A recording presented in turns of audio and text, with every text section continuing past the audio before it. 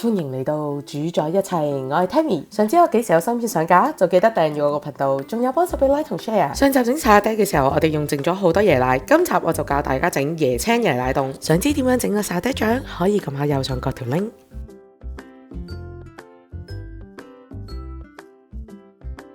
做法係將所有材料擠喺煲入邊，開中大火，一邊煲一邊攪勻佢。煲滾咗之後，煲多半分鐘就可以熄火。首先做咗椰奶凍，等佢脫模之後，我哋先再做椰青凍。椰奶凍做好咗之後，我哋一定要過篩，因為佢有大量嘅泡沫。今日所提供嘅份量係可以做一個7寸乘7寸嘅正方模。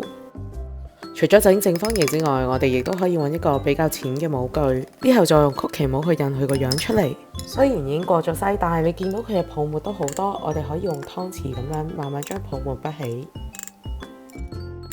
大家記得滾起咗之後要轉中細火，如果唔係就好似我整到個爐頭咁瀉晒。椰奶凍凝固咗之後，我哋就可以脫模。如果大家屋企有玻璃模嘅話，我建議大家用玻璃模，因為脫模係會比較容易。跟住我哋可以幫佢收形，盡量切成直角。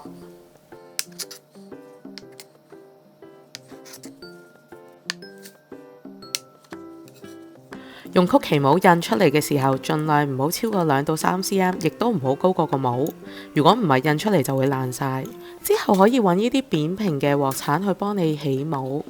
而放入模嗰時，我哋要將平滑靚嗰邊向下整出嚟嘅先會靚。椰青凍你可以用全椰青水或者椰青溝水，但係如果你用全椰青水呢，做出嚟嘅椰青凍係會比較偏黃。如果你想做出呢個星空紙嘅效果，你可以加食用鱔粉。倒椰青凍嘅時候，我哋最好用一個扁平嘅鑊鏟，如果唔係好容易整爛啲椰奶凍。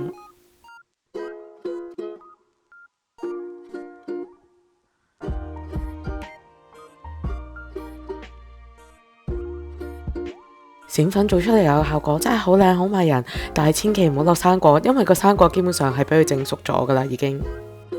由於呢個甜品我已經失敗咗好多次，所以我決定做一次實驗。由於每一隻冰粉粉同白蘭粉嘅牌子都唔一樣，佢嘅凝固程度都唔一樣，所以我就做咗呢個實驗俾大家睇。2.5 gram 嘅